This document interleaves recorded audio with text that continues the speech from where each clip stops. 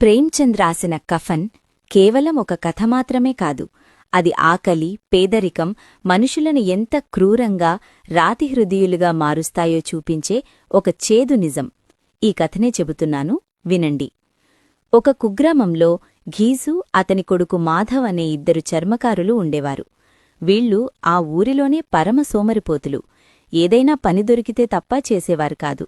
అది కూడా కడుపునిండా తిండుంటే అస్సలు చేసేవారు కాదు. వారిద్దరి సోమరితనం వల్ల ఊరిలో ఎవ్వరూ వారిని నమ్మేవారు కాదు. ఒక చలికాలపు రాత్రి వారి గుడిసె వెలుపల ఘీసు, మాధవ్ కూర్చున్నారు. లోకల మాధవ్ భార్య బుధియ ప్రసవవేదనతో విలవిలలాడుతోంది.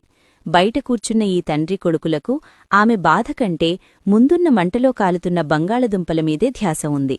ఆ బంగాళదుంపలు కూడా పక్కవాడి పొలంలోనుంచి దొంగిలించినవే. లోపలికి వెళ్ళి చూడు, పాపం ఏడుస్తోంది అంటాడు ఘీసు. దానికి నేను వెళ్లను, ఆమె చనిపోయేలా ఉంది. లోపలికి వెళితే నువ్వీ దుంపలన్నీ తినేస్తారు అని మాధవ్ బదిలిస్తాడు. అంటే భార్య ప్రాణం కంటే అతనికి ఆ ఒక్క దుంపే ముఖ్యం. చివనికి కడుపునిండా దుంపలు తిని అక్కడే గుర్రుపెట్టి నిద్రపోతారు. మరుసటి ఉదయం మాధవ్ లోపలికి వెళ్లి చూస్తే బుధియా చనిపోయుంటుంది. ఆమెతో పాటు కడుపులో ఉన్న బిడ్డ కూడా మరణిస్తాడు. ఇప్పుడు వారి ముందున్న సమస్య ఆమె అంత్యక్రియలు. వారి దగ్గర చిల్లిగవ్వకూడా లేదు. ఘీసు, మాధవ్ ఏడుస్తూ ఊరి జమీందార్ దగ్గరకు వెళతారు. జమీందార్